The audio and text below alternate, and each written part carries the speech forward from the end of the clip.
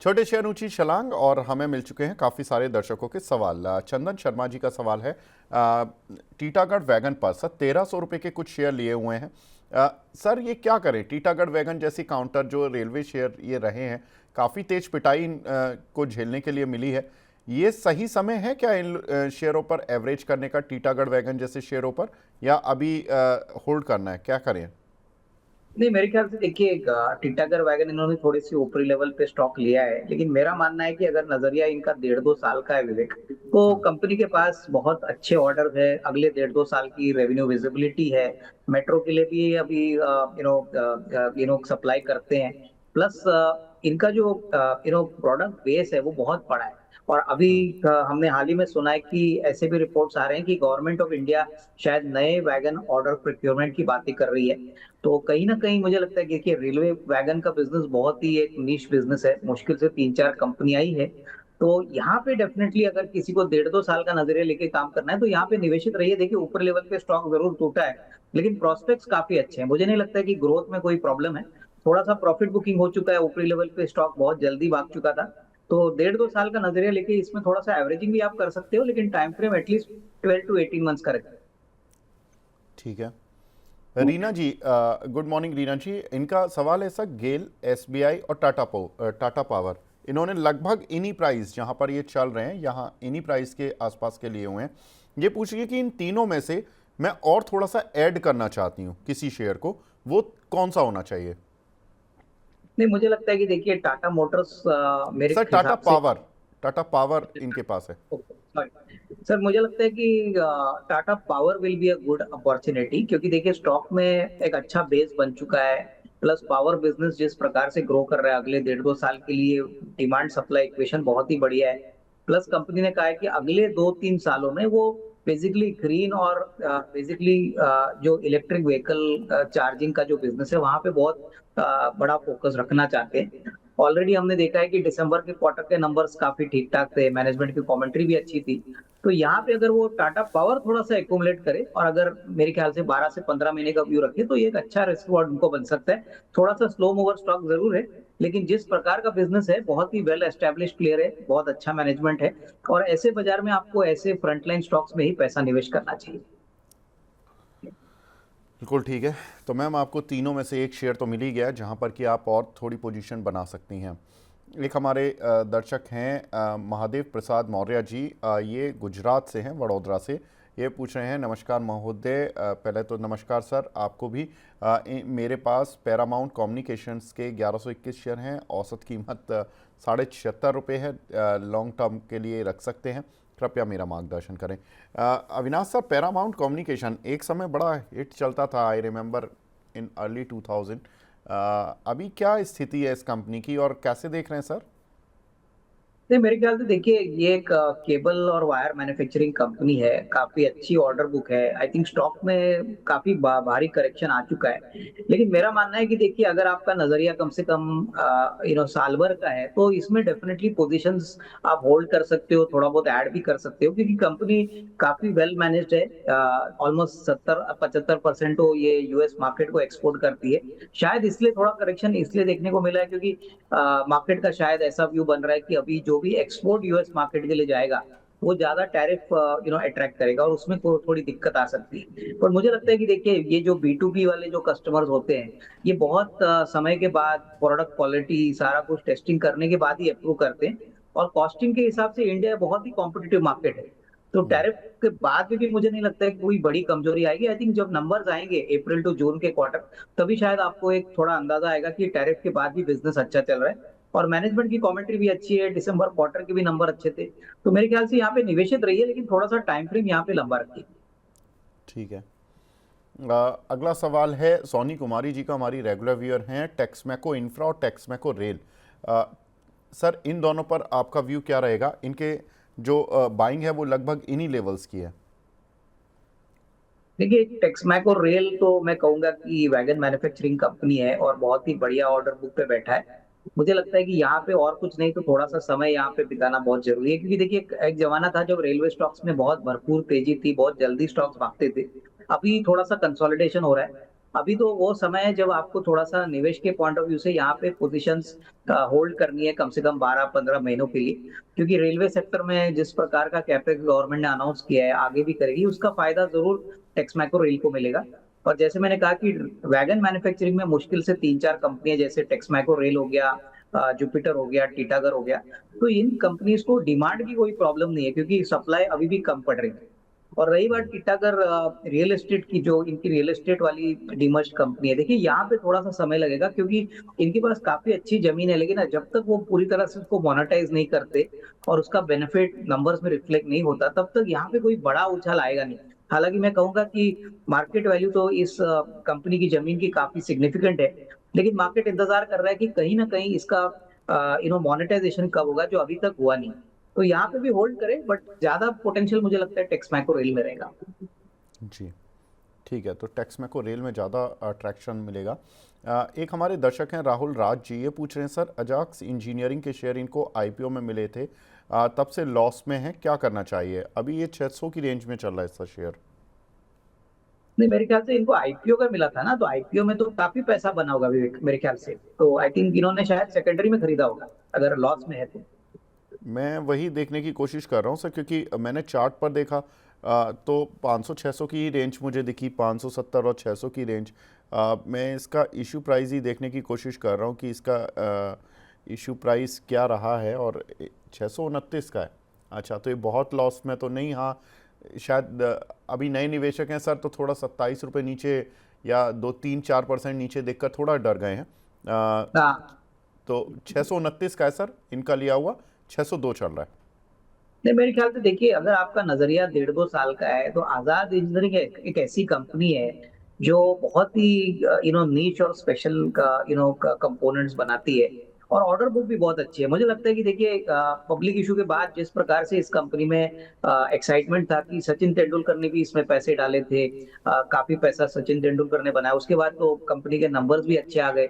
मुझे लगता है कि 600 रुपए में कोई डरने की बात नहीं है अगर आपका नजरिया 1.5-2 साल का है। और ऐसी कंपनीज में विवेक 1.5-2 साल का नजरिया ही लेना इंपॉर्टेंट है, क्योंकि बहुत ही वेल मैनेज कंपनी है, लेकिन काफी वेल डिस्पर्स्ड है। इनके शेयर होल्डर बेस को भी आप देखोगे तो not only mutual funds, FIIs, काफी बड़े एचएनआई इन्वेस्टर्स भी इन्वेस्टेड है। तो थोड़ा समय दे दीजिए, और अगर आपने अभी खरीदा है तो 1.5-2 साल नजरिया देना जरूरी है अगर आपको एक अच्छा रिस्क रिवॉर्ड चाहिए। बट कंपनी में कोई खराबी नहीं, बहुत ही प्रॉमिसिंग कंपनी है। ठीक है, तो सर डरना नहीं है, आप इसको रखें अपने आराम से, अच्छी कंपनी है। अविनाश तमानी जी का सवाल है, जीपीटी हेल्थ केयर सर, इसके इनके पास 177 के शेयर हैं, कुछ लिए हुए, अभी 138 रुपीज़ चल रहा है, कैसे देखते हैं सर इस कंपनी को? देखिए, हेल्थ केयर के ऊपर तो हमारा व्यू पॉजिटिव है, लेकिन स्पेसिफिकली जीपीटी हेल्थ केयर की बात करें तो देखिए, कोई इतना बड़ा प्लेयर ये नहीं है। और मेरे ख्याल से देखिए, ये उन आईपीओ में से हैं जब बाजार बहुत ही तेजी में था, तभी शेयर में काफी तेजी भी देखने को मिली। तो मुझे लगता है कि नजरिया कम से कम 12-18 महीने का रखिए। हमको लगता है कि हेल्थ केयर सेगमेंट में हर कंपनी को एक अच्छा ग्रोथ पैटर्न तो मिला है, लेकिन नंबर्स अच्छे आएंगे मेरे ख्याल से। फोर्थ क्वार्टर में, जनवरी टू मार्च का जो क्वार्टर रहेगा वो काफी इंपॉर्टेंट रहेगा इनके लिए। और प्लस आने वाले साल में क्या ग्रोथ प्लान्स है उसके ऊपर इनो स्टॉक में थोड़ी सी रीरेटिंग हो सकती है। तो फ्रेश बाइंग तो नहीं, बट इनके पास जो है वो मेरे ख्याल से होल्ड करिए, और उसके बाद ही स्टॉक में एक अच्छा डायरेक्शनल ट्रेंड देखने को मिल सकता है। ठीक है। विजय पाठक साहब पूछ रहे हैं सर, पहले तो गुड मॉर्निंग पाठक जी, इन्होंने इन्फोसिस के शेयर परचेज करना चाहते हैं, किस प्राइस पर लें? ये ठीक है सर प्राइस, अविनाश सर? देखिए, आईटी में मुझे लगता है कि कोई जल्दबाजी करने की जरूरत नहीं है, क्योंकि आपको भी पता है कि अभी एक्सेंचर के नंबर्स कोई खास आए नहीं थे।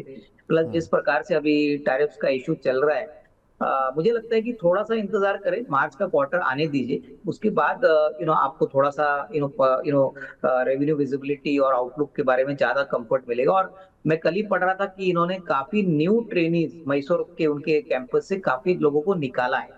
अभी वो अच्छा। उनको क्यों निकाला है वो तो मुझे पता नहीं, बट ये डेफिनेटली पॉजिटिव न्यूज नहीं है। बट जो भी है, मेरे ख्याल से एक मार्च का क्वार्टर आने दीजिए, क्योंकि अभी मार्च का नंबर, मेरे ख्याल से क्वार्टर अभी बहुत ही जल्द खत्म हो जाएगा। उसके बाद एक निवेश का मौका बनेगा जब बहुत क्लियरिटी मिलेगी, क्योंकि देखिए अभी भी आईटी को लेके थोड़ी सी डाउट्स है कि ग्रोथ किस प्रकार से आएगा। अगर मैन्युफैक्चरिंग यूएस में हिट होता है तो उसका असर आईटी ऑर्डर्स पे कैसा होने वाला है। तो थोड़ा सा इंतजार करिए, जल्दबाजी ना करें। ठीक है। एक हमारे दर्शक हैं, इन्हीं का दूसरा सवाल भी है सर। क्रॉस 185 रुपये के इन्होंने कुछ लिए हुए हैं शेयर। ये शेयर अभी 169 चल रहा है, इसको कैसे देख रहे हैं सर? देखिए, ये भी कंपनी ज्यादातर इंडिया के एग्री सेक्टर को केटर करती है, जैसे कि ट्रैक्टर को, फार्म इक्विपमेंट को और कमर्शियल व्हीकल्स को। कमर्शियल व्हीकल में तो सभी को पता है कि पिछले 3-4 महीने से थोड़ा सा ग्रोथ स्लो डाउन हो चुका है, लेकिन फार्म इक्विपमेंट में मुझे नहीं लगता है कोई टैरिफ का भी इशू है। तो ग्रोथ अच्छा आएगा, होपफुली इस साल मानसून अगर अच्छा आता है तो इनको डेफिनेटली अच्छी पोजीशन मिलेगी। और काफी बड़ी कंपनी है विवेक, मुझे लगता है कि थोड़ा सा एक आध दो क्वार्टर का नंबर अच्छा आता है तो इसमें आपको एक अच्छी पॉजिटिव चाल देखने को मिलेगी, तो यहाँ पे निवेशित रहिए। मेरे ख्याल से कंपनी अच्छी है, लेकिन हाँ डेफिनेटली न्यू इशू मार्केट जिस प्रकार से चला है, मेरे ख्याल से अभी थोड़ा सा इंटरेस्ट इस स्टॉक से निकल गया है, बट फंडामेंटल्स कंपनी के काफी अच्छे हैं। ठीक है। विकी सिंह जी पूछ रहे हैं सर, बैंक ऑफ बड़ौदा में इन्होंने कुछ शेयर लिए हुए हैं 233 के, निकल जाना चाहिए या रुके रहना चाहिए बैंकिंग सेक्टर में? देखिए, मेरे हिसाब से तो बैंक ऑफ बड़ौदा या दूसरे जो सरकारी बैंक्स है, इसमें तो लॉन्गर टर्म ग्रोथ पोटेंशियल काफी अच्छा है, क्योंकि अभी हमने देखा है कि बहुत समय तक बैंक ऑफ बड़ौदा जैसा शेयर या कैन बैंक देखिए या पीएनबी देखिए, ये मोरलेस बुक वैल्यू है उसके नीचे ट्रेड कर रहे हैं। और जिस प्रकार से बैलेंस शीट की क्लीन अप हो चुकी है, ग्रोथ नंबर्स अभी आने वाले साल में जीडीपी का लोग कह रहे हैं कि अच्छा आएगा, प्लस ओवरऑल कैपेक्स जो प्राइवेट सेक्टर करेगा, गवर्नमेंट करेगी, तो यहीं पे मुझे लगता है बैंकों को अच्छा मौका मिलेगा। प्लस होपफुली इस पॉलिसी में तो नहीं, बट आने वाली पॉलिसी में अगर रेट कट कंफर्म होता है तो कहीं ना कहीं बैंकों के लिए काफी अच्छी बात रहेगी, क्योंकि ऑब्वियसली इससे इनको डेफिनेटली अच्छी सहूलियत मिलेगी और लोन्स डिसबर्स करने के लिए। तो अभी निवेशित रहिए, थोड़ा सा इंतजार करिए, एटलीस्ट साल भर का नजरिया लेके बीओबी में पोजीशन होल्ड करें। ठीक है। मोनी दीपा भोवाल जी का सवाल है टाटा मोटर्स। वैसे तो हमने विनीत सर से बात की थी टाटा मोटर्स पर। उनकी पिक में है कि थोड़ा पिट गया है, लेकिन इनका सवाल सर थोड़ा अलग है। इन्होंने महंगे लिए हुए हैं, एक्चुअली 940 के लिए हुए हैं कुछ शेयर। अब ये पूछ रहे हैं कि एवरेज करना इन लेवल्स पर ठीक रहेगा क्या?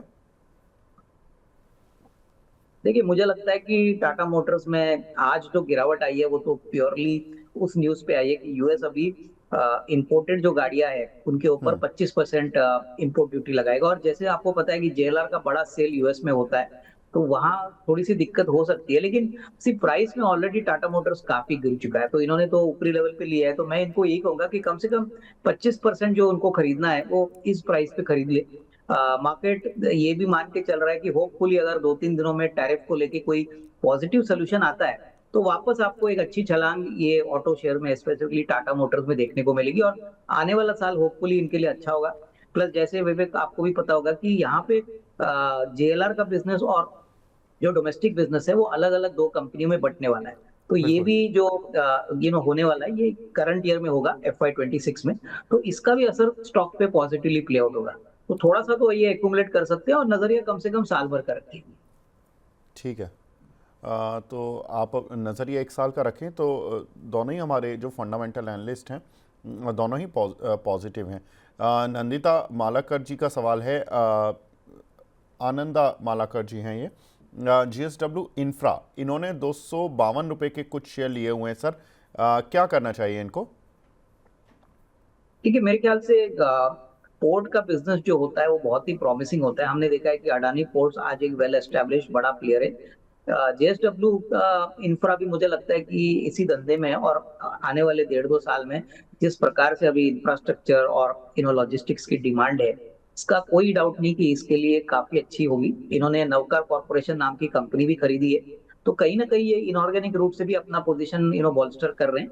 तो नजरिया थोड़ा सा लंबा रखिए, मुझे लगता है कि देखिए शॉर्ट टर्म में नहीं but medium to long term में अच्छा पैसा बनेगा। राहुल रे जी का सवाल है, 1029 एवरेज कर सकते हैं क्या? रिलायंस, रिलायंस को एवरेज कर सकते हैं क्या सर?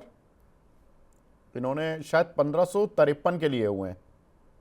हाँ सर, डेफिनेटली रिलायंस में आपको अगर ऊपर के लेवल पे आपने खरीदे हैं तो अभी करीबन 1280, 1270, 75 चल रहा है। देखिए, रिलायंस में आपको थोड़ा सा लंबा व्यू लेके काम करना पड़ेगा, क्योंकि मुझे लगता है अभी बीच में जो बातें हुई थी कि वेनेजुएला से अगर वो ऑयल खरीदते हैं तो उनको ज्यादा टैक्स लगेगा।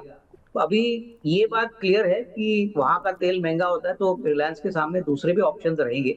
और दूसरी बात, अभी मार्च के क्वार्टर के बाद जो नॉर्मल रिलायंस का एजीएम होता है, वहां पे उम्मीदें हैं कि इस बार शायद रिलायंस का जो रिटेल कारोबार है वहां पे पॉसिबली डीमर्जर की बात हो सकती है, क्योंकि अभी जियो के बाद रिटेल एक ऐसा बिजनेस है जो बड़ा स्केल बना चुका है। अभी उन्होंने एक कोल्ड ड्रिंक में कैंपा कोला का भी ब्रांड लॉन्च किया है, तो काफी बिजनेसेस पे अभी नए बिजनेसेस पे रिलायंस पैसा लगा है। तो मुझे लगता है कि नजरिया आपका 12 से 18 महीना है, तो 1270 1280 में एक छोटा पोजीशन जरूर इसमें ऐड करें। लॉन्गर टर्म में जरूर वैल्यू अनलॉकिंग और कोर बिजनेस अगर इंप्रूव होता है तो यहाँ पे अच्छी खासी कमाई होगी। ठीक है। आंचल कौरव जी का सवाल है सर, कावेरी सीड ये इन्होंने लिए हुए हैं 1000 रुपीज़ पर। सर ये वैसे सिक्लिकल कंपनी, मैं जितना जानता हूँ इस कंपनी को कि सिक्लिकल रहती है। इसका जो फर्स्ट या सेकंड क्वार्टर होता है वो सबसे बड़ा क्वार्टर होता है। उसके बाद ये कंपनी थर्ड फोर्थ क्वार्टर तो काफ़ी इसका वीक रहता है। कैसे देख रहे हैं सर? अभी तो खैर आज 5% नीचे है और अभी भी इनकी खरीद से तो ऊपर है, लेकिन नहीं, मेरे ख्याल से देखिए ये थोड़ा सा हाई रिस्क वाला स्टॉक है, क्योंकि अगर आप देखें तो इसमें एक ही दिक्कत है कि मोस्ट इम्पोर्टेंटली देखो, थोड़ा सा वोलेटाइल काउंटर है, और जैसे आपने बोला ये बेसिकली सीजनल बिजनेस वाला कंपनी है। सीड का बिजनेस तब चलता है जब मेरे ख्याल से हार्वेस्टिंग के सीजन के पहले का। तो कहीं ना कहीं देखिए, अगर इनका नजरिया थोड़ा सा लॉन्गर टर्म है तो ये एवरेज आउट करके अच्छा कमा सकते हैं, बट शॉर्ट टर्म में तो मुझे लगता है कि अगर प्योर ट्रेडिंग अप्रोच है तो थोड़ा सा मुनाफा वसूल करे। बट हाँ, अगर नजरिया 12 से 18 महीने का है तो पोजीशन होल्ड करें। बिल्कुल। सर जैसा मैं देख पा रहा हूँ इस कंपनी का जो अप्रैल जून क्वार्टर होता है, यानी कि Q1 जो होता है वो इनकी सेल का लगभग 70% होता है। मतलब पूरे साल की सेल एक तरफ और ये क्वार्टर एक तरफ, और उससे भी ज़्यादा। मतलब इनका इस पिछले 3 क्वार्टर में देख रहा हूँ, जून क्वार्टर, सितंबर क्वार्टर, दिसंबर क्वार्टर, रेवेन्यू जून में था 800 करोड़, 803 करोड़, और सितंबर में कुल 137 करोड़ और दिसंबर में 174 करोड़। दैट मीन्स कि इनका जो फर्स्ट क्वार्टर होता है वो सबसे इंपॉर्टेंट होता है और वहीं से प्रॉफिट भी पूरे साल का निकल आता है। अब चूंकि हम फर्स्ट क्वार्टर से थोड़ा सा पहले बैठे हैं सर, हम अप्रैल में प्रवेश ही कर रहे हैं और मार्च पर आ चुके हैं, तो मतलब ठीक रहेगा इस काउंटर पे होल्ड बने रहना? मेरे ख्याल से देखिए थोड़ा सा तो प्रॉफिट बुक करना चाहिए, क्योंकि मार्केट वोलेटाइल है और ऊपर से ऑलरेडी ये इनकी पोजीशन पॉजिटिव में है। तो एटलीस्ट 25% प्रॉफिट बुक कर लीजिए और बैलेंस क्वांटिटी होल्ड करिए। नंबर्स आने के बाद थोड़ा बहुत तो अगर नंबर्स पिछले क्वार्टर के हिसाब से ठीक ठाक आता है तो इसमें थोड़ी सी और बढ़त आ सकती है। Hopefully April to June quarter not only Kaveri seeds but सारा कॉर्पोरेट सेक्टर के लिए अच्छा होने की उम्मीद है। तो थोड़ा प्रॉफिट बुक करें 20-25% और बैलेंस क्वांटिटी होल्ड करें। ठीक है। संतराज यादव जी भी हमारे रेगुलर व्यूअर हैं। नमस्कार यादव साहब, बिग फैन ऑफ मनी 9 हैं, बोल लिख रहे हैं। मास्टर ट्रस्ट लिए हुए हैं सर इन्होंने 193 के, अभी ये चल रहा है 127। क्या करना चाहिए सर इनको? देखिए लॉन्गर टर्म में तो जो ब्रोकिंग कंपनियां है स्पेसिफिकली रिटेल फोकस्ड है, वहां पे कोई ना कोई अगर वैल्यूएशन आता है, जैसे वेल्थ हो गया या मान के चलिए कोई फंड की डिस्ट्रीब्यूशन हो गया, तो ही पैसा बनेगा। और ऊपर से कंपटीशन रिटेल स्पेस में बहुत बड़ी है, जो बड़े प्लेयर्स है वो ज्यादातर मार्केट शेयर कमांड करते हैं। तो यहाँ पे नजरिया अगर आपका लॉन्गर टर्म है 1.5-2 साल का, तो ही आप इसमें निवेश करिए। ये मास्टर ट्रस्ट मेरे हिसाब से मुझे सही को पता नहीं, I mean please correct me if I am wrong, but ये ज्यादातर दिल्ली नॉर्दर्न इंडिया में ज्यादा पॉपुलर है। तो कहीं ना कहीं देखिए वेल एस्टेब्लिश्ड कंपनी है, लेकिन यहाँ पे अगर नजरिया आपका लंबा है तो ही अच्छा पैसा बनेगा। शॉर्ट टर्म में मुझे नहीं लगता है कोई बड़ी अपसाइड आने की उम्मीद रखी। ठीक है। इनका एक सवाल सब पीसीजे पर भी था, इन्होंने 17 रुपये के लिए हुए हैं। इस कंपनी में खबर आई थी अभी मार्च में ही, मैं देख रहा था 17 मार्च की ये खबर है। इन्होंने 29 रुपये 20 पैसे के हिसाब से कुछ शेयर्स जारी किए हैं, 51 करोड़ आई थिंक बैंकर्स को। सर ये कैसे देख रहे हैं? क्योंकि अगर 29 रुपये पर बैंकर्स को पैसा मिला, आई मीन शेयर मिले, तो इस शेयर को ऊपर चलना चाहिए या बैंकर्स को अपना, बैंकर्स ने मान लिया कि उनको 50 से 60% का हेयर कट लग गया है, शेयर बेचो और अपना पैसा वसूल करो? नहीं, अभी हाल ही में विवेक क्या हो गया है ना कि इनकी काफी पुराने कर्जे थे जो इन्होंने बैंकों को दिए नहीं थे, तो वो शेयर्स में कन्वर्ट हो चुके हैं। तो बैंकों को मेरे ख्याल से कोई ज्यादा ऑप्शन नहीं था, तो उन्होंने उनके कर्जे माफ कर दिए और उनके जगह पे उनको शेयर्स मिले। बट अगर ये कंपनी की कॉर्पोरेट गवर्नेंस की हिस्ट्री आप देखें विवेक, आप भी बाजार में काफी लंबे समय तक हो, तो मुझे लगता है कि यहाँ पे कंडीशन अभी भी कोई सुधरी नहीं है। और क्या है कि देखिए बाजार तो सिर्फ प्राइस को फॉलो करता है, बट गोल्ड बिजनेस में बहुत सारे दूसरे विकल्प है। अगर आपको पैसा बनाना ही है गोल्ड में, तो सेंको गोल्ड है, टाइटन है, मुझे लगता है कि गोल्ड फाइनेंस कंपनियां है। तो ये कंपनी का सबसे बड़ा प्रॉब्लम क्या है कि अभी भी जो क्वालिटी ब्लू चिप इन्वेस्टर्स है, वो मुझे लगता है अभी भी इस स्टॉक को पेट्रोनाइज नहीं कर रहे हैं। तो यहाँ से मेरे ख्याल से जरा दूर रहिए, क्योंकि ये एक बहुत वोलेटाइल और स्पेकुलेटिव काउंटर है। बहुत जल्दी भागता है, बहुत जल्दी नीचे आता है, और कहीं ना कहीं मार्केट्स पुराने हिस्ट्री को भूलता इतना आसानी से नहीं है। तो आई थिंक थोड़ा सा बच के रहिए। बिल्कुल, 14 बैंक हैं जिनको कि 51.71 करोड़ शेयर इशू किए गए हैं और जिनकी वैल्यू 29 रुपये 20 पैसे के हिसाब से 1509 करोड़ रुपए बैठती है। उन बैंकर्स के नाम मैं बता देता हूं आपको: state bank, union bank, Punjab national bank, axis bank, IndusInd, bank of India. काफ़ी सारे बैंक्स हैं, मतलब ये 14 बैंक हैं। ये कुछ एक प्रोमिनेंट नेम जो मैंने आपको बताए हैं। आगे बढ़ते हैं। एक हमारे दर्शक हैं विशाल शर्मा जी, ये पूछे इंडो फार्म इक्विपमेंट के शेयर में लॉस बुक करें या अभी पोजीशन का वेट कर सकते हैं 2 से 3 महीने के लिए। सर आप अगर बाय प्राइस लिख देते तो ज़्यादा अच्छा रहता। अब लेकिन मैं पूछ लेता हूँ, इंडो फार्म इक्विपमेंट कैसी कंपनी है और कैसा आउटलुक है? सर अविनाश सर, कैसा लग रहा है आपको? नहीं, मेरे ख्याल से देखिए यहाँ पे भी ऊपरी लेवल से स्टॉक काफी टूटा है, लेकिन मैं यही इनको कहूंगा कि देखिए ऐसे छोटे शेयर में जब तक डेटा पॉइंट स्ट्रांग आता नहीं है, तब तक इन शेयर्स में कोई बड़ी उछाल आएगी ऐसा एक्सपेक्ट करना शायद ठीक नहीं रहेगा। तो जहां पे आपका इन्वेस्टमेंट है, मैं यही कहूंगा कि कम से कम एक आध दो क्वार्टर वेट करिए। कंपनी एक अच्छी वेल एस्टेब्लिश्ड कंपनी है, लेकिन नंबर्स अगर मजबूत आते हैं, रेवेन्यू ग्रोथ, मार्जिन में इंप्रूवमेंट आपको मार्च के क्वार्टर में दिखता है, तो हो सकता है कि इसमें एक अच्छा अप ट्रेंड शुरू हो सकता है। तो तब तक मेरे ख्याल से होल्ड करिए। अभी फिलहाल लॉस बुक करना मुझे नहीं लगता है ठीक रहेगा। जी, एक सवाल है फिनोलेक्स केबल पर। ये हमारे दर्शक हैं आशिफ पटेल साहब, इन्होंने 933 रुपये के कुछ शेयर लिए हुए हैं। सर वैसे तो ये सारी केबल कंपनियां हैमरिंग झेल चुकी हैं, 2 लेवल की, एक अदानी वाली, एक अल्ट्राटेक वाली, जहां पर कि इन दोनों ने इस केबल सेगमेंट में एंट्री की और उसके बाद सारे शेयर्स पिट गए। अब लेकिन इनकी अच्छी चीज़ यही रही है कि इन्होंने इनकी जो बाइंग प्राइस है वो ज़्यादा दूर नहीं है, 933 रुपये की है। इन्होंने शायद पिटाई में ही ली है। क्या लगता है आपको, ये बाउंस बैक करेंगे शेयर? नहीं, बिल्कुल। देखिए अभी अडानी ग्रुप ने क्लियरली कहा है कि उनका जो एंट्री था केबल बिजनेस में, वो बेसिकली उनके इंटरनल कैप्टिव रिक्वायरमेंट्स के लिए ही है, और उनकी जो फैसिलिटी है वो तो 2028 से शुरू होगी। तो कहीं ना कहीं देखिए, अगर आपका नजरिया 1.5-2 साल का है, तो डेफिनेटली आपको एक अच्छा ग्रोथ इन केबल कंपनीज में देखने को मिलेगा। बट एक ही बात मैं कहूंगा विवेक, कि आपको भी पता होगा कि कॉपर के प्राइसेस अभी वापस बहुत तेजी से बढ़ रहे हैं, तो इसका असर डेफिनेटली थोड़ा बहुत मार्जिन पे आएगा। और ये कंपनीज कैसे उसको रिजॉल्व करती है, ये भी बहुत इंपॉर्टेंट क्वेश्चन रहेगा। पॉसिबली मार्च के क्वार्टर के बाद मैनेजमेंट कमेंट्रीज आएगी, तो आपको एक थोड़ा सा अंदाजा आएगा। बट फिलहाल तो मेरे ख्याल से होल्ड करना ही ठीक रहना चाहिए। जी सर, कॉपर में आज एक खबर भी है, मेरी विनीत सर से भी बात हुई थी वैसे, कि ये जो यूएस शायद इस पर भी कुछ टैरिफ लगा सकता है, 25% तक का टैरिफ लगा सकता है। पहले उन्होंने स्टील और एल्युमिनियम पर लगाया था। अगर ये टैरिफ लगता है, आपको क्या लगता है कि कॉपर के प्राइजेस कहाँ जाएंगे? और चूंकि केबल कंपनीज का तो की रॉ मटेरियल ही कॉपर है, तो इनको कितना इम्पैक्ट पड़ेगा? नहीं, बिल्कुल। देखिए अगर टैरिफ कॉपर पे भी आता है विवेक, तो नेचुरली वो जो कमोडिटी है वो और थोड़ी महंगी हो जाएगी। और कहीं ना कहीं देखिए कॉपर के इंपोर्ट्स काफी बड़ी मात्रा में इंडिया में हो रहे हैं, तो कहीं ना कहीं देखिए उसको पास थ्रू करना बहुत मुश्किल वाली बात होगी। हालांकि ये डेफिनेटली एंड में तो कस्टमर को ही झेलना है, बट इनिशियली शायद एक क्वार्टर के लिए कॉपर कंपनीज को ये थोड़ा सा अपने बुक्स पे झेलना पड़ेगा, और उनका मार्जिन थोड़ा सा इफेक्ट होगा। तो ये डेफिनेटली थोड़ी सी नेगेटिव खबर है, क्योंकि जैसे आपने कहा कि वायर और केबल कंपनीज के लिए मेन रॉ मटेरियल तो कॉपर है, और कॉपर पे अगर टैरिफ आता है तो ये महंगी हो जाएगी। तो ये डेफिनेटली एक नेगेटिव सरप्राइज होगा, but we'll have to wait and watch.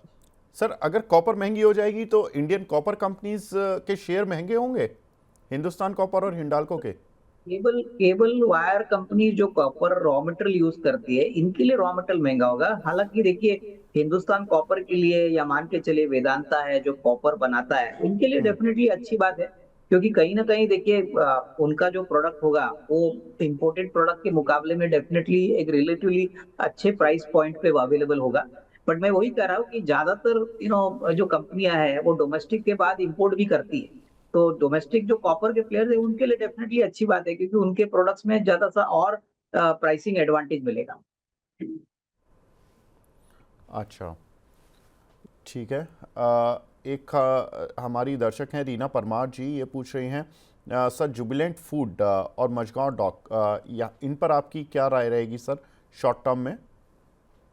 देखिए शॉर्ट टर्म में तो मुझे लगता है कि दोनों ही काउंटर्स में एक अच्छा उछाल आ चुका है। मास्काओ डॉक की बात करें या जुबिलेंट फूड की बात करें, वो दोनों ही कंपनीज में देखिए आपको शॉर्ट टर्म में तो प्योरली एक स्टॉप लॉस यूज करके काम करना है। अगर आपका नजरिया 12-15 महीना है तो आपको कोई भी गिरावट अगर मिलती है तो एक खरीदने का मौका समझ लीजिए, क्योंकि देखिए कंजम्पशन बढ़ेगा तो जुबिलेंट फूडवर्क जैसी कंपनी को जरूर फायदा होना चाहिए। हालांकि जनवरी टू मार्च का क्वार्टर भी इनका काफी अच्छा आएगा। बट ओवरऑल जो बड़ा ग्रोथ एक्सपेक्टेड है वो मेरे ख्याल से अगले साल है, क्योंकि गवर्नमेंट भी चाह रही है कि कंजम्पशन में लोग ज्यादा खर्चा करें खाने पीने की चीजें पे, दूसरे नॉन डिस्क्रिशनरी आइटम्स पे। तो नेक्स्ट 6 to 12 मंथ्स का अगर आपका विचार है तो डेफिनेटली और ज्यादा रिस्क रिवॉर्ड आपको मिलेगी। बट शॉर्ट टर्म में मुझे लगता है कि प्योरली डेटा के ऊपर क्वार्टरली नंबर अगर उम्मीद से बेहतर आते हैं तो आपको एक छोटा सा उछाल देखने को मिल सकता है। ठीक है। अविनाश सर, आपकी कोई टॉप पिक्स हैं क्या? क्योंकि मार्केट अब उस स्टेज में आ चुका है जहां पर हमने एक अच्छा खासा बाउंस बैक भी देखा, और अब बाउंस बैक आने के बाद अब खबरें फिर दोबारा से थोड़ा सा जोर पकड़ रही हैं टैरिफ को लेकर। तो कोई सेफ बैट, कुछ अच्छी ऐसी बैट जो कि कुछ जल्दी पैसा बनवा दें? देखिए अच्छी बेट तो मुझे लगता है कि देखिए जो नंबर्स के ऊपर मुझे अच्छा लगता है जो है वो बेसिकली जो मैंने आपके चैनल पे पहले भी कहा था कि वरुण बेवरेजेस हमारा पसंदीदा स्टॉक है। जनवरी टू मार्च और अप्रैल टू जून ये ऐसे दो क्वार्टर होते हैं जब कंपनी का सबसे ज्यादा रेवेन्यू आता है। प्रॉफिटेबिलिटी भी ये फर्स्ट हाफ में बहुत अच्छी होती है क्योंकि कंपनी की ईयर एंडिंग दिसंबर है। यहाँ पे मुझे लगता है कि स्टॉक अभी प्रॉफिट बुकिंग का शिकार हो चुका है। 550 जाके अभी कुछ 519 525 चल रहा है, तो यहाँ पे एक अच्छा थोड़ा सा आपको एक मौका बन सकता है। मुझे लगता है कि हमारा मीडियम टर्म टारगेट यहाँ पे करीबन 675 680 है। तो ये एक अच्छा विकल्प हो सकता है। और दूसरा महिंद्रा एंड महिंद्रा, देखिए ऑटो सेक्टर में बहुत चैलेंजेस अभी है, बट महिंद्रा एक ऐसी कंपनी है जो फार्म इक्विपमेंट भी बनाती है, यूटिलिटी व्हीकल्स भी बनाती है। अभी इलेक्ट्रिक व्हीकल के बिजनेस के लिए भी उनको 8,000 करोड़ का बुकिंग मिला है। तो शायद ये एक अच्छा विकल्प हो सकता है क्योंकि ऊपरी लेवल से काफी टूटा है। सो यहाँ पे भी मुझे लगता है कि अगर नजरिया आपका शॉर्ट टर्म है या मीडियम टर्म है तो यहाँ पे एक अच्छा रिस्क रॉड बनेगा। मीडियम टर्म में हमको लगता है कि ये 3,000 3,200 का लेवल छूने का पोटेंशियल रखता है अगले 12 से 15 महीने के लिए। ठीक है। तो अविनाश सर ने एक आपको कॉल भी बता दी है जाकि आप पैसा बना सके। अविनाश सर, आप हमारे साथ जुड़े। वीबीएल यहाँ पर वरुण बेवरेजेस, यहाँ पर एक अच्छा खासा अपसाइड आपको मिल सकता है। 528 पर चल रहा है, 675 तक के टारगेट अविनाश सर ने बताए। अविनाश सर, आप हमारे साथ, और अविनाश सर की दूसरी कॉल भी ले लेता हूँ। महिंद्रा एंड महिंद्रा यहाँ पर 2737 पर चल रहा है और 3200 रुपये के टारगेट सर ने दिए हैं। तो दोनों ही एक रिनाउंड कंपनियां हैं। एम&एम तो अपने सेक्टर की दिग्गज कंपनी है, और वरुण बेवरेजेस भी एक अच्छी साइज़ कंपनी है, और इसने पिछले काफ़ी समय इन्वेस्टर्स की वेल्थ काफ़ी अच्छी बनाई है। तो यहाँ पर दोनों ही सेक्टर पर, दोनों ही शेयर्स पर सर की तरफ से पॉजिटिव रहा है। अविनाश सर, आप हमारे साथ जुड़े सर, बहुत अच्छा लगा आपसे बात करके आज। Thank you very much sir, हमसे जुड़ने के लिए, अपना प्रीशियस टाइम देने के लिए। Thank you sir.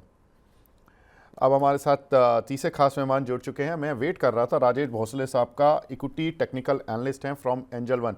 Rajesh ji, क्या हाल है? जी एकदम बढ़िया विवेक सर। लास्ट 2 दिन से मार्केट में करेक्शन था, बट आज हम देख रहे हैं कि निचली स्तर से बाइंग हो रही है। जो मार्केट के सपोर्ट्स थे, बैंक निफ्टी हो या निफ्टी, तो लोअर लेवल से बाइंग दिखाई दे रही है। निफ्टी के बारे में बात करें तो कहीं ना कहीं 23,500 के पुट में काफी अच्छी राइटिंग दिख रही है। तो आज का जो मार्केट का व्यू होगा वो होगा बाय ऑन डिप का। 23,500 के आसपास काफी अच्छा सपोर्ट है, और 23,650 23,700 के आसपास आज के लिए रेजिस्टेंस देखने को मिल सकता है। जी राजेश जी, आपको याद है लास्ट टाइम आप जब आए थे तो आपने एक कॉल दी थी हिंदुस्तान पेट्रोलियम HPCL, और जिस दिन आप गए उसी दिन, मतलब शो करने के बाद ही, वो काउंटर उस दिन के बाद रुका नहीं। हालांकि अब तो दो एक दिन से थोड़ा शांत हो गया, लेकिन बहुत अच्छा चला सर शेयर। क्या राय है आपकी और वैसे तो मेरा काम ये है कि मैं शो के एंड में कॉल लेता हूं, लेकिन आज मैं थोड़ा सा पैटर्न चेंज कर देता हूं। आप पहले बता दीजिए सर कॉल, ताकि मैं भी उसको ट्रैक करता रहूं पूरे टर्मिनल पर, और जब तक आप हमारे साथ हैं। देखिए विवेक जी, डेफिनेटली लास्ट 2-3 दिन से प्रॉफिट बुकिंग आया है एचपीसीएल में, बट ऑलरेडी एक काफी अच्छा ट्रैक्शन देखने को मिल रहा है। अभी व्यू होगा कि अगर फर्दर कोई डिप आता है अराउंड 350 के आसपास, तो वो एक हायर बॉटम के जैसे वहां पे बाइंग अपॉर्चुनिटी रहेगी। ऊपर में अगर आप देखेंगे तो 375 के आसपास 200 डीएमए है, जहाँ से इस वीक में जो है प्रॉफिट बुकिंग स्टार्ट हुए। तो फिलहाल एक्सपेक्ट कर रहे 350 375 ये रेंज रहेगा। 350 के आसपास बाय करना है और 375 के आसपास प्रॉफिट बुक करने के लिए देखना है। हाँ, और आप हम कह रहे थे कि रिकमेंडेशंस के बारे में, तो जो मेरा पहला बाय कॉल है आज का वो है हीरो मोटो को। देखिए विवेक जी, ऑटो स्पेस कहीं ना कहीं आज चर्चे में है ट्रम्प टैरिफ की वजह से, एंड कहीं ना कहीं टाटा मोटर्स की वजह से वीकनेस देखने को मिल रहा है। बट अदर पॉकेट्स अगर आप देखें तो उनमें कहीं ना कहीं अच्छी बाइंग देखने को मिल रही है। अभी अविनाश सर को भी मैं देख रहा था, उन्होंने एम कवर किया था। एंड हीरो मोटो अगर देखें तो वीकली काफी अच्छे सपोर्ट पे है, एंड डेली में भी दिखाई दे रहा है कि एक ब्रेकआउट है। तो हीरो मोटो को बाय कर सकते हैं, यहाँ पे काफी अच्छा ट्रैक्शन एक्सपेक्ट कर रहे हैं। हीरो मोटो का जो सेटअप होगा वो होगा कि 3745 के आसपास ट्रेड कर रहा है।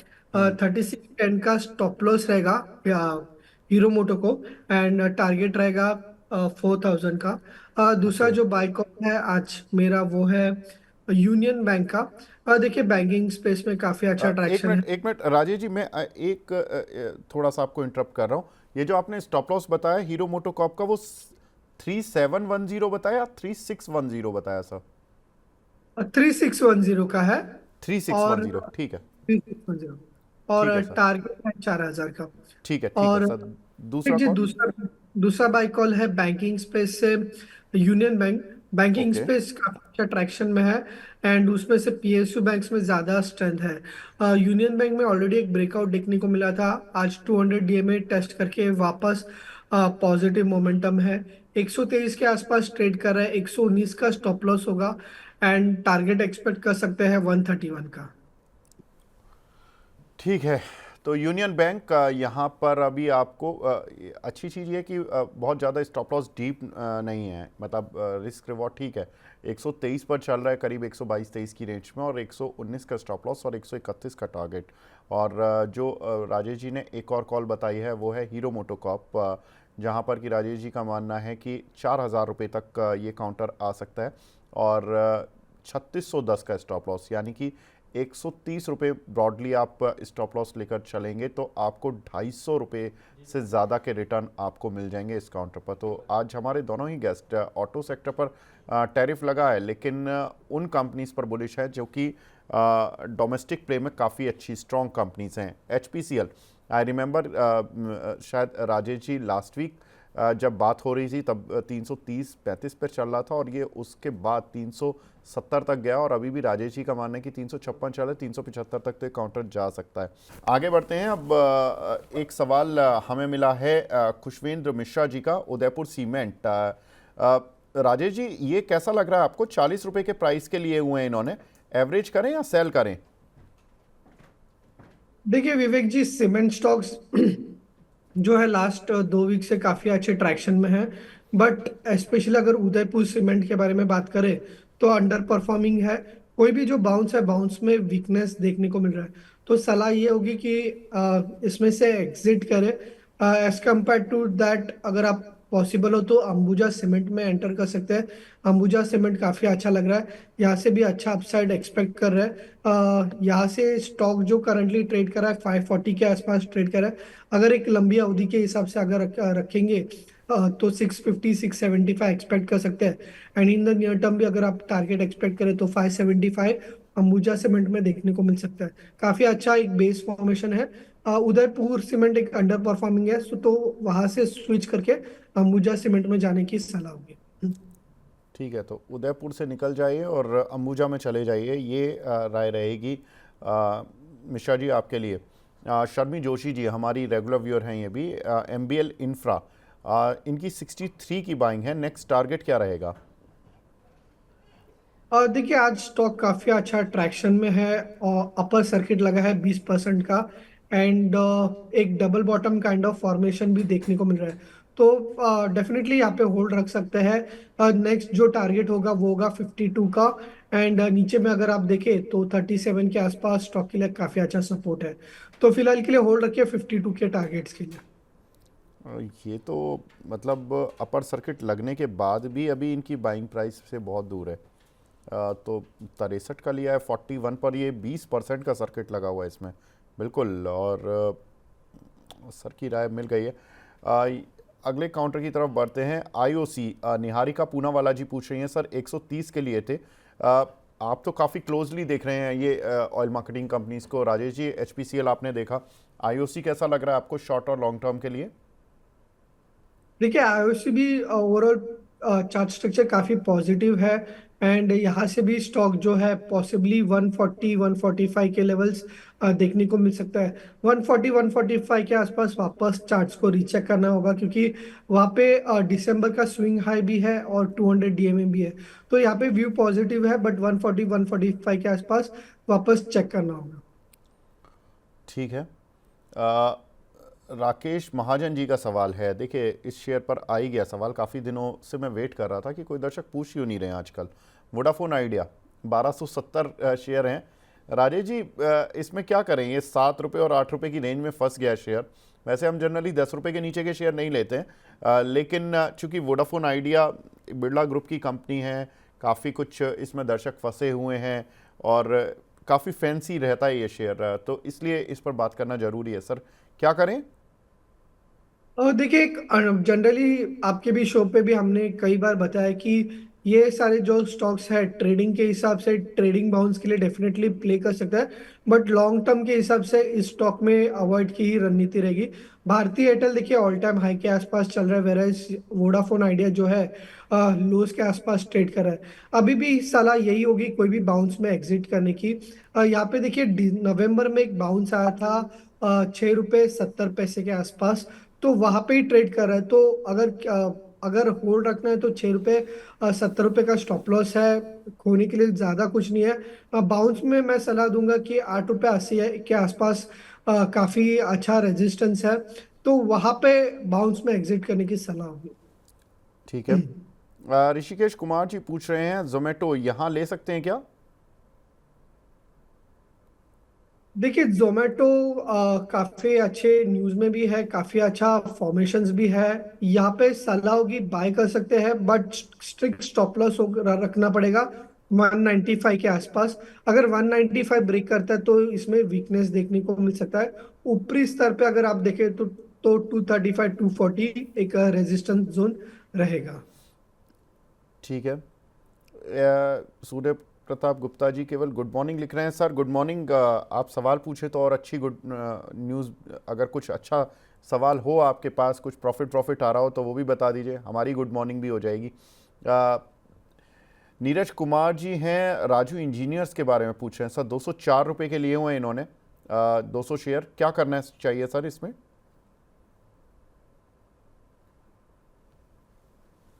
ओके राजू इंजीनियर्स जो अभी 99 रुपीज पे ट्रेड कर रहा हाँ, है। ऑलमोस्ट 100 रुपये पर हो रहा है। ये बीएससी का शेयर है, RAJ करके आता है ये। हाँ बिल्कुल। तो विवेक जी ज्यादा तो ये स्टॉक को ट्रैक नहीं किया है और जो भी चार्ट्स दिख रहा हूँ तो एक अंडर परफॉर्मिंग है, कंटिन्यूसली लोअर मूव हो रहा है। लास्ट 2 दिन से दिन से मोमेंटम है। तो 93 के स्टॉप लॉस से होल्ड रख सकते हैं बट सलाह यही होगी कि बाउंस में एग्जिट कीजिए। और 120 118 के आसपास रेजिस्टेंस है और 96 का एक सपोर्ट है। ठीक है। न्यू जॉब्स के नाम से एक आईडी है, ये पूछ रहे हैं अनंत राज 550 के लिए हुए हैं, 1 से 2 साल का व्यू है, क्या करें?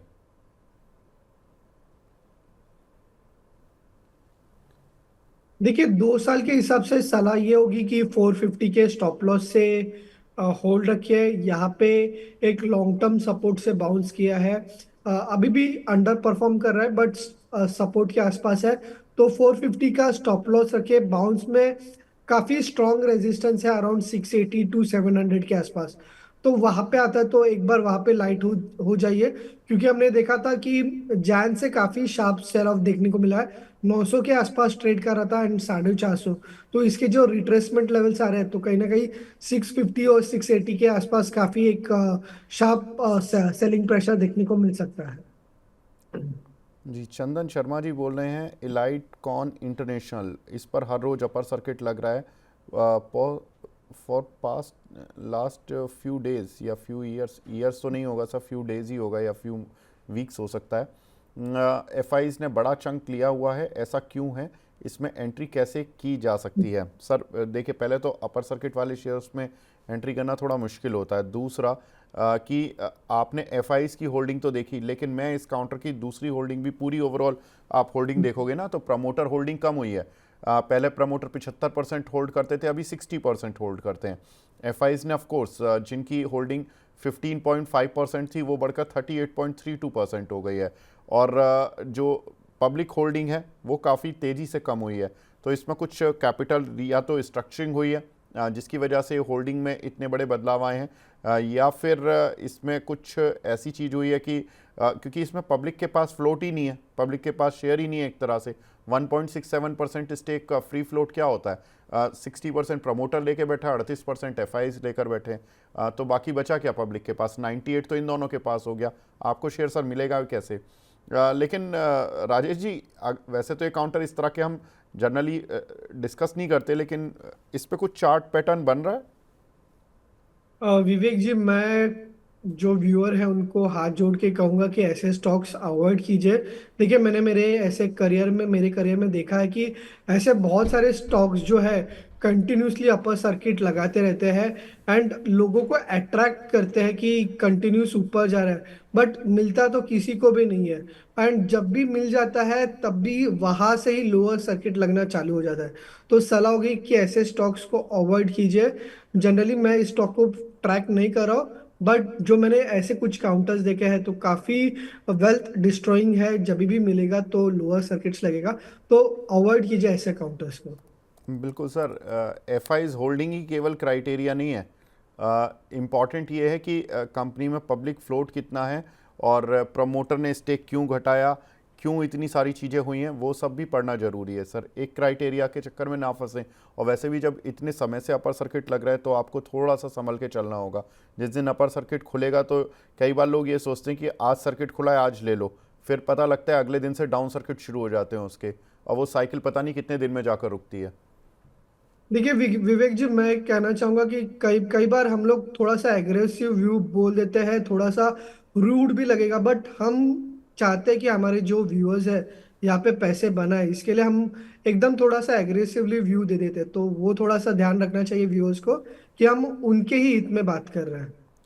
बिल्कुल सर, आपको ये लगता होगा कि हम ऐसे शेयरों को मना कर रहे हैं, इन्हीं में पैसा बनता है, लेकिन इनमें पैसा बनता ज़रूर है, लेकिन वो बनाने वाले प्लेयर अलग होते हैं, वो इन्फॉर्म्ड प्लेयर होते हैं। आप और हम इन्फॉर्म्ड नहीं हैं, हम तो केवल ये डेटा पढ़ रहे हैं और उसके बेसिस पर आपको बताएंगे और आप फंस जाएंगे ऊपरी लेवल पर। शेखर शर्मा जी का सवाल है, लेमन ट्री होटल सर 137 रुपये के इन्होंने लिए हुए हैं कुछ शेयर, क्या टारगेट और स्टॉप लॉस रख सकते हैं इस पर? तो फिलहाल तो विवेक जी एक रेंज में ट्रेड कर रहा है, कोई मेजर ट्रेंड बन के नहीं आ रहा है, बट लॉन्ग टर्म के हिसाब से मैं कहूँगा थोड़ा सा होल्ड रखिए। ओवरऑल ट्रेंड पॉजिटिव है, बट एक कंसोलिडेशन में चल रहा है। 115 120 के आसपास बेस है स्टॉक के लिए, एंड ऊपर के स्तर पे अगर आप देखें तो 155 160 एक रेजिस्टेंस है। फिलहाल हम देख रहे हैं कि कंसोलिडेशन में है, बट जैसे हायर एंड में अगर 145 150 क्रॉस करता है तो अप ट्रेंड रिज्यूम होगा। फिलहाल के लिए होल्ड रखिए, नीचे में आता है तो इनफैक्ट ऐड भी कर सकते हैं 115 110 के रेंज में। ठीक है। एक दर्शक हैं टाटा स्टील पर काफ़ी देर से सवाल पूछ रही हैं, निहारिका जी। आईओसी पर मैम आपका सवाल मैं ले चुका हूँ, इसको बाय करना चाहिए, कौन से प्राइस पर बाय किया जाए? मन तो बना ही चुकी हैं राजेश जी, इनको बाय करना है, इन्होंने मन बना लिया, लेकिन ये पूछ रहे किस प्राइस पे किया जाए। देखिए विवेक जी, ऑलरेडी एक सॉसर फॉर्मेशन ब्रेकआउट देखने को मिला है, एंड अगर आप जैन के स्विंग लो से देखो तो 125 से 150 काफी अच्छा अप मूव देखने को मिल रहा है, तो डेफिनेटली परफॉर्मिंग लग रहा है। एंड यहाँ से 175 180 भी जा सकता है। बट बाय करने की, अगर बाय करने की कोशिश करें तो मैं कहूंगा कि 150 के आसपास काफी अच्छा बाइंग जोन है। ब्रेकआउट लेवल भी है और 200 डीएमए भी है, तो 150 आता है तो वो एक काफी अच्छा बाइंग जोन रहेगा टाटा स्टील के लिए। ठीक है। सुभाष मेहता जी हैं, वो बोल रहे हैं I am a great fan of Avinash sir. अब अविनाश सर तो 11 से 11:30 बजे तक थे, लेकिन राजेश जी हमारे साथ हैं एंजल वन से। इनसे सवाल पूछ लेते हैं आपका। फ्यूजन फाइनेंस, इनके पास सर 2600 शेयर हैं 300 रुपये के भाव के, और now I am in loss of around 5 lakh rupees. अच्छा, मैं एक बार चेक कर लेता हूँ। सर आप फ्यूज़न पर बता दीजिए अपना व्यू, और उसके बाद फ्यूज़न फाइनेंस पर। देखिए विवेक जी, पहले तो मैं कहूंगा कि मैं भी अविनाश सर का फैन हूं, मैं भी उनको क्लोजली ट्रैक करता रहता हूं। And coming back to Fusion Finance, देखिए एक अंडर परफॉर्मिंग स्टॉक है, continuously lower top lower bottom में ट्रेड कर रहा है। आज भी देखिए तो फ्रेश लोज बना रहा है, तो सलाह ये होगी कि बाउंस में एग्जिट करने की सलाह होगी। बाउंस में अगर आप देखें तो 165 to 170 काफी स्टिफ रेजिस्टेंस दिखाई दे रहा है, तो वहां पे एग्जिट करने की राय होगी। लोअर साइड में अगर आप देखें तो नेक्स्ट सपोर्ट डायरेक्टली 120 के आसपास आ रहा है, तो सलाह यही होगी कि बाउंस में एग्जिट कीजिए। ठीक है। नरेंद्र कुमार कपूरिया जी का सवाल है, साइंट डीएलएम, इसको एवरेज कर लें क्या? 411 रुपए के कुछ शेयर लिए हुए इन्होंने। और देखिए अभी फिलहाल तो बाइंग का जोन आया नहीं है, काफी अंडर परफॉर्मिंग है। वेट कीजिए, अगर बाइंग करना ही है तो थोड़ा सा कंफर्मेशन का वेट कीजिए। लास्ट 3-4 वीक से मैं देख रहा हूँ कि 430 on the high side resistance के जैसा एक्ट कर रहा है, तो 430 क्रॉस होता है तो एक चैनल ब्रेकआउट देखने को मिल सकता है। मोमेंटम में एवरेज कीजिए, नहीं तो ये कंटिन्यूसली नीचे मूव होता रहेगा, तो 430 के ऊपर डेफिनेटली बाय कर सकते हैं। वहां से स्टॉक में भी पॉसिबली 530 to 540 बाउंस कर सकता है, तो वेट कीजिए। 430 जब क्रॉस करता है तो उसके बाद ऐड कीजिए। ठीक है। एक हमारे दर्शक हैं इंडियन ज्वेलरी, इन्होंने क्वेश्चन नहीं भेजा लेकिन सुपर चैट भेज दी। जो भी हम ये दर्शक हैं इंडियन ज्वेलरी क्राफ्ट, क्योंकि नाम नहीं है, मैं आपसे यही रिक्वेस्ट करूंगा कि आप अपना क्वेश्चन भी भेज दीजिए ताकि हम आपका क्वेश्चन ले सकें। आपने ब्लैंक चैट भेज दिए, तो ये थोड़ा ध्यान रखिए सर। लक्ष्मी वर्मा जी हैं, ये पूछ रहे हैं पीएनसी इंफ्रा 482 के इन्होंने कुछ शेयर लिए हुए हैं, क्या करें सर? फिलहाल विवेक जी, एक बेस बन रहा है, कोई रिवर्सल साइन तो नहीं है, बट जो रिसेंट बेस है अराउंड 245, तो उस टॉप लॉस से होल्ड रखिए। बाउंस में 325 to 330 यहाँ पे स्टिफ रेजिस्टेंस है, तो वहाँ पे एग्जिट करने की सलाह होगी।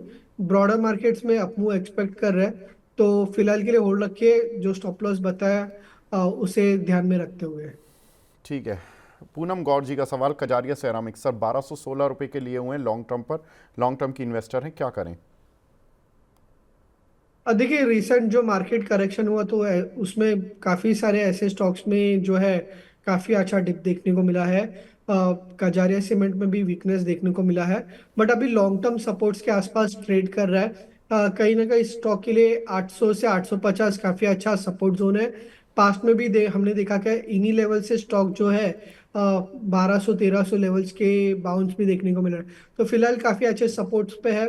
800 का स्टॉप लॉस रहेगा, या 800 के आसपास एक की सपोर्ट के जैसे ध्यान रखिए। बाउंस में 1100-1150 के आसपास लॉन्ग टर्म के हिसाब से इमीडिएट रेजिस्टेंस है, जो है 200 वीकली एवरेज, तो 800 का सपोर्ट है और ऊपर में 1150 का रेजिस्टेंस है।